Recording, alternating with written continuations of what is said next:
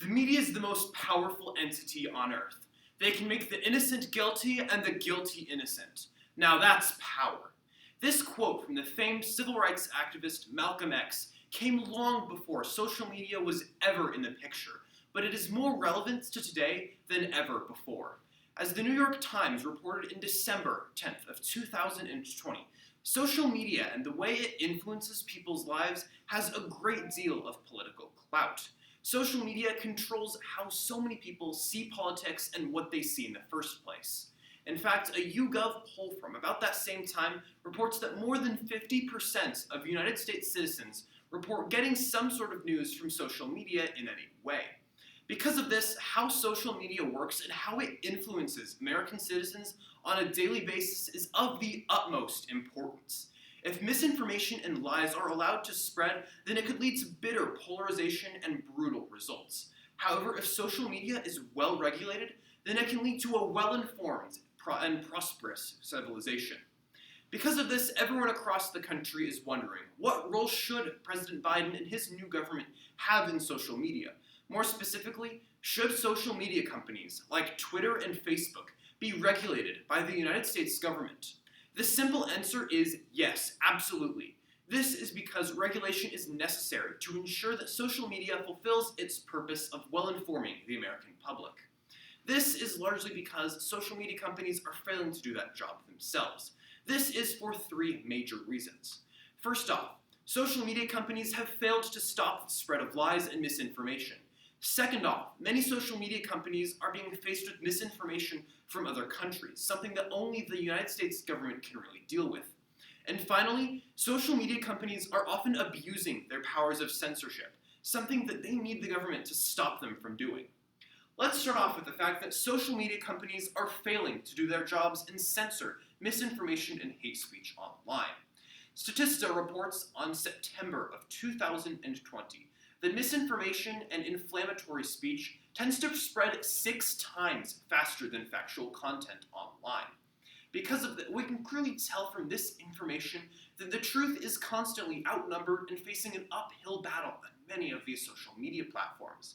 As a result, the social media companies should ideally be aiding the truth in its uphill fight. However, unfortunately, this isn't happening. Misinformation is spreading across the internet at a breakneck pace. As Netflix's Social Dilemma documentary pointed out, this has some often brutal results for the American public. Since misinformation is spreading at an accelerated pace than ever before, large amounts of American citizens are being radicalized by it.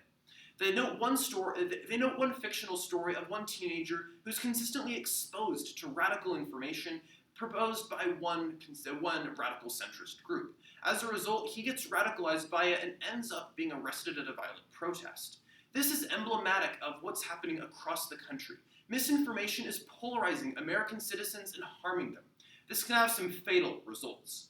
The Washington Post reported on January 8th of 2021 that one of the biggest reasons why the fatal Capitol riot happened in the first place was because social media companies didn't censor hate speech and misinformation that led to its happening in the first place.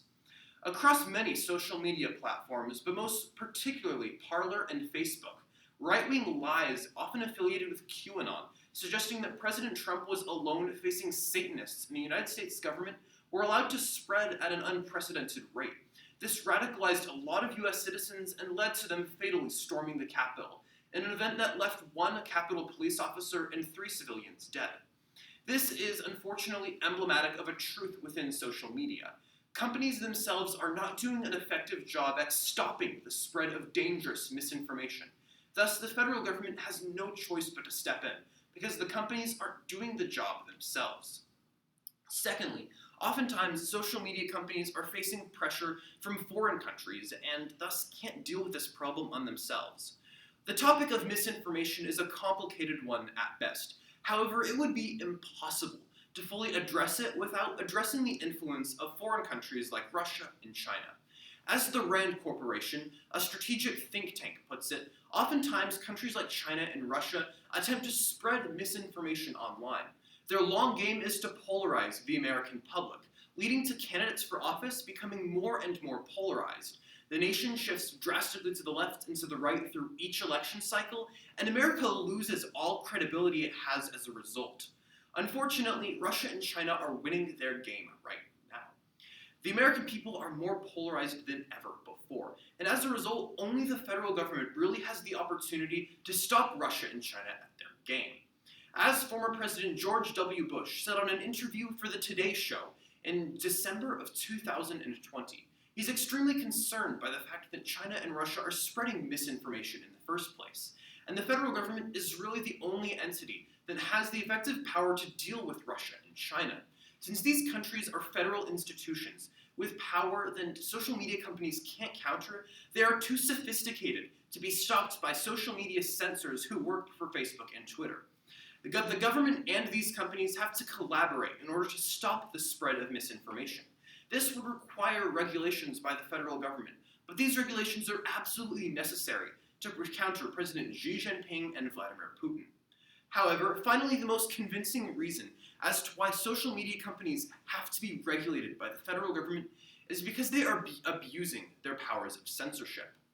As the Toronto Star reported in February of 2021, in the country of India, there are currently a series of protests against Indian President Modi's regime.